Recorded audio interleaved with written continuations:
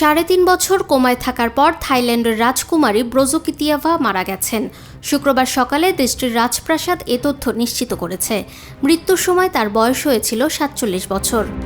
রাজপ্রাসাদের এক বিবৃতিতে জানানো হয়, ২০২২ সালের ডিসেম্বরে কুকুর নিয়ে ব্যায়াম করার সময় হঠাৎ অসুস্থ হয়ে অচেতন হয়ে পড়েন রাজকুমারী।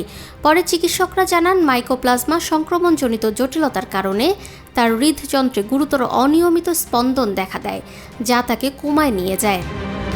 এরপর দীর্ঘ ৩.৫ বছর ধরে দেশ বিদেশের বিশেষজ্ঞ চিকিৎসকদের তত্ত্বাবধানে নিবিড় চিকিৎসা চললেও তার শারীরিক অবস্থার উল্লেখযোগ্য উন্নতি হয়নি। রাজপ্রাসাদের তথ্য অনুযায়ী বৃহস্পতিবার সন্ধ্যা ৭টা ৪৮ ব্যাংককের চুলালঙ্কর্ন হাসপাতালে চিকিৎসাধীন অবস্থায় শেষ নিঃশ্বাস ত্যাগ করেন তিনি। রাজকুমারী ব্রজকিতিয়াভা ছিলেন থাইল্যান্ডের রাজা মহা ভাজিরালঙ্কর্নের জ্যেষ্ঠ সন্তান। শিক্ষা জীবনে তিনি আইন বিষয়ে উচ্চশিক্ষা গ্রহণ করেন। কর্মজীবনে তিনি জাতিসংঘে থাইল্যান্ডের স্থায়ী মিশনে দায়িত্ব পালন করেন।